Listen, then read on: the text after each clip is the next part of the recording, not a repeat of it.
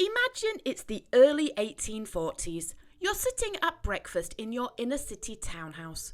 It's not the largest in the area, but your factory is earning enough for you to have a nice house for your growing family, a maid and a cook. Your maid has delivered the paper, and while you sip your morning tea, you couldn't help but look at the latest advertisements. One takes your eye. Registration for scrip for the East Anglian Railway, it reads. Guaranteed dividend promised. It's tempting. The extra money would pay for the manservant that you were wanting to employ, and with the children growing, the extra money would secure your son's education. You listen to what the East Anglian directors have to say in a meeting planned for investors. The railway was going to be 87 miles long and was going to be created by a merger of three companies. It promised an overall construction cost of £764,000 with a profit of around £60,000 per annum. It's almost too good to be true, and before you know it, you invest in as much as you can. It almost sounds like a scene from a fairy tale, but this was the story up and down the country. But what the investors were beginning to see just a few years down the line was the consequences of their investment, and for some, it would lead them to ruin. After doing a whole plethora of research, there is no real starting point to the decline of the railway boom. If it wasn't obvious. It was simply a perfect storm of circumstances, some of which were not even railway related at all, and some not even in this country. The first trigger wasn't even a trigger at all. It was a simple act Robert Peel passed through Parliament. The Bank Charter Act of 1844 meant that the number of banknotes that were in circulation at the time remained at a fixed quantity. It made sense. By limiting the number of banknotes, it not only reduces the risk of price inflation, but it also meant that the banknotes were backed by the UK gold reserves or by government debt. In the days where banks could issue their own notes, they were found that they were now more restricted, with most dropping the private banknote altogether. The Bank of England eventually gained a monopoly on this, and it and 6 other banks based in Scotland and Northern Ireland respectively are now the only banks that are able to send out regulated legal tender banknotes. By the June of 1845, Parliament was seeing railway proposals on almost a daily basis. But those that were successful now realised just how hard the task lay ahead of them, and those that weren't, well, the scrip investors were left to pick up the pieces and pay for any fees, investments and plans. For the East Anglian Railway, for example, work began and for a while things were promising. But after just 68 miles, almost £1.2 million had been spent, and the promise of any return was nowhere to be seen. Some investors were even unluckier than most. Lured by articles of increasing dividend, investors would sink thousands into a scheme, only for its promoters to disappear into the ether, and the investors' money with it. It was clear that by the autumn, the period of stability was beginning to cease. Across the waterways in Ireland, the people were facing their own problems. Potato blight was rife and the poor was hungry. When the crop reports were released for the autumn, they were nothing short of alarming. Almost a third of the crop was destroyed, with more to follow. The UK took in a lot of import from Ireland, and now the Irish were struggling to feed themselves, let alone think about exporting. Facing a series of uncertain futures, the Bank of England tightened its belt and put up interest rates for the first time in months. The investors took notice at once, and remember those government bonds? They were now becoming more lucrative, and the money was now being drawn back into them rather than the railways. This put the railway companies in a very bad spot. No money meant no more work. Larger railways like the Great Western saw an opportunity to buy up rival lines to expand their own network. With no money, these powerful railways would only offer a fraction what the investors had paid, and seeing no alternatives, the investors accepted.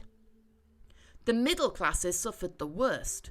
One of the schemes railways introduced was the new custom of deposits for shares.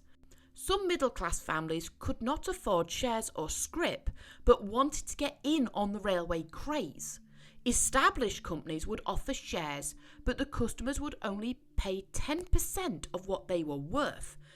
The rest could be called upon at any time. However, it was hoped that the shares would pay for themselves and then some. This brought a whole new class of people and even some low-income families as well.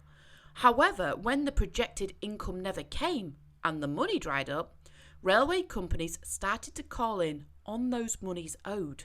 Families lost everything paying the money back, with some no doubt ending up in the workhouse or worse, debtor's prison. 1847 didn't start well. The famine was worse than ever and almost 3/4 of the crop was lost. The government were being criticised in its slow response to aid relief for Ireland. Investors liquidated assets and the gold bullion had drained from reserve to help finance food for both Ireland and for the lack of import. The Charter of 1844 that was in place to help reduce inflation was now becoming a real problem. As all new notes had to be backed by gold or government debt, money couldn't free flow. In the October, this all came to a head. Dubbed the Week of Terror, many banks failed to keep afloat. There were runs on the banks as customers raced to claim their money from failing accounts. It was estimated that only £2 million was held on reserve, and if just one other bank failed in that week, the banking system would have totally collapsed.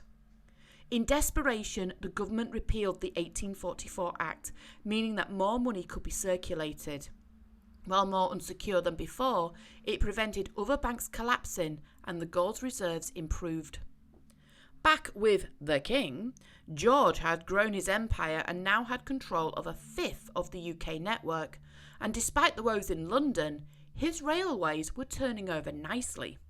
Hudson wasn't having a bad year either. His daughter had gotten engaged and one of his major rivals had been run out of York, having been outed for fraud. But with Hudson's 4 major companies, the mood was stirring. The bank shake-up and the turmoil in London was making the shareholders ask questions.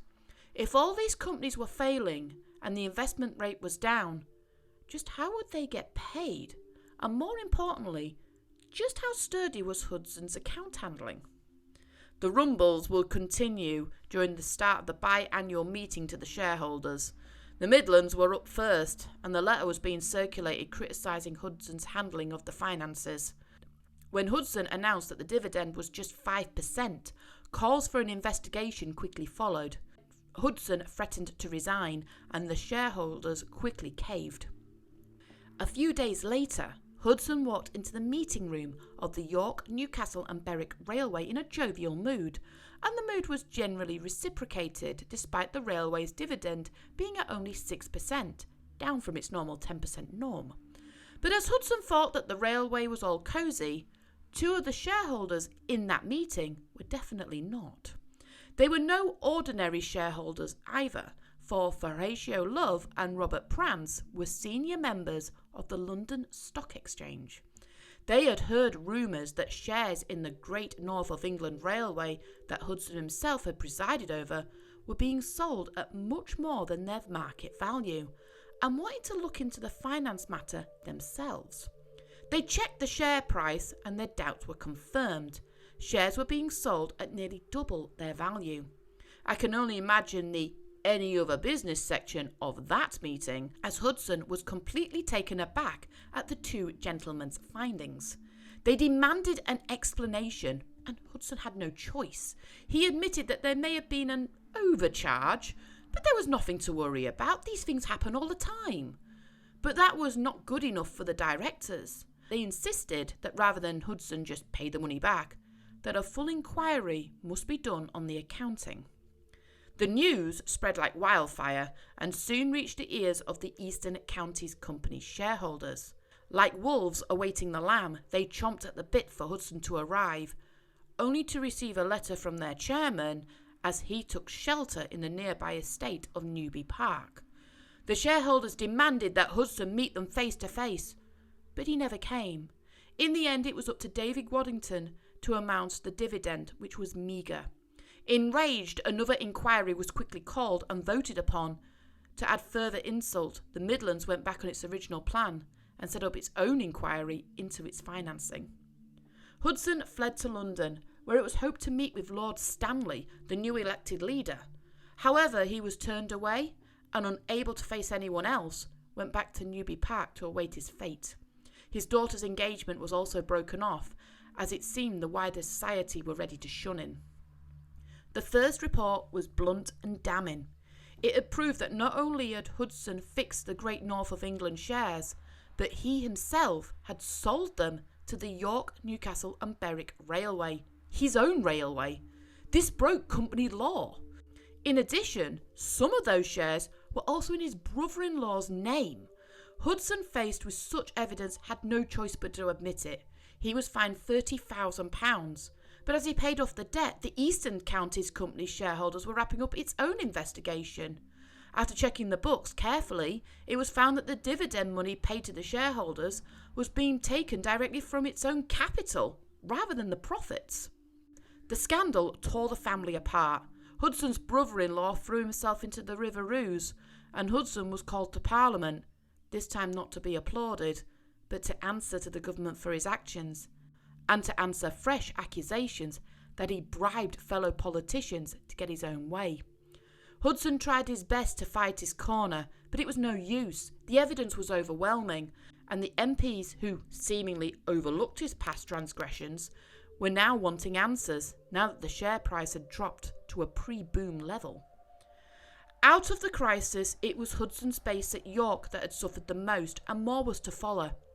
The North and Midland Railway, Hudson's last remaining company, was pressured into looking at its own finances when a rumour started to circulate that the station that was built exclusively at Hudson at Lounsborough Hall was built out of the company's funds. They had no choice but to investigate. The finances could only be described as sketchy, but it did transpire that several senior members had given themselves 100 shares apiece in secret. His retreat at Lounsborough Hall was sold in order to pay the debts, as the railways were now seeking him out. George Lehman had become chairman of the York, Newcastle and Berwick Railway. When Hudson's personal finances were investigated, he was found to have a £250,000 debt to his name. Although the sale of Lounsborough Hall would alleviate the majority of the debt, Hudson barely saw a penny, as most of it went off to pay the railways he had misled. It wasn't the full amount owed, but it was enough to evade the law. The only thing that was preventing him going to debtor's prison was the fact that he was still an MP. He managed to hold on to his seat in the next election, but he was considered a laughingstock, and on occasion he would make it to London. He often turned up to Parliament drunk, and in some cases unable to form basic phrases. The mess Hudson left took many years to clean up. His beloved Newby Park had to be sold to pay off more debt the railway investigations would find. 3 more houses would be sold, but the money still wouldn't cover what the railways had lost. In desperation, Hudson tried to procure a deal with a French iron merchant, but the deal fell through. When the cost of iron increased, Hudson got greedy, and in the end, he had his hide brought to court for the tune of £4,000. Considering the debt to the railways was reaching nearly £1 million, £4,000 may not be a lot, but it was enough to technically make Hudson bankrupt. Only his MP status saved him from being legally declared. In the end, Hudson, broken and humiliated, fled to Europe, only coming back for the 1857 general election. Amazingly, he won again, but the locals were growing tired with Hudson's lack of interest, and in 1859 he lost his last bit of power. Knowing that his very last bit of protection were gone, he went into exile abroad. He would set foot again in the UK a few years later, where he was eventually arrested. There are very few winners in the railway mania. Some lucky few were successful, and some did see returns, but they were nowhere near what was promised. Many middle-class families were broken, and some had no options but to declare bankruptcy. For others, there was worse situations, with some ending up looking to the workhouses for help. But ironically, there is a winner to all of this. The UK now had one of the largest and well-made railway networks in the world, and a lot of the network still exists today. And although the boom spelt disaster, it's the general public that still use its benefits.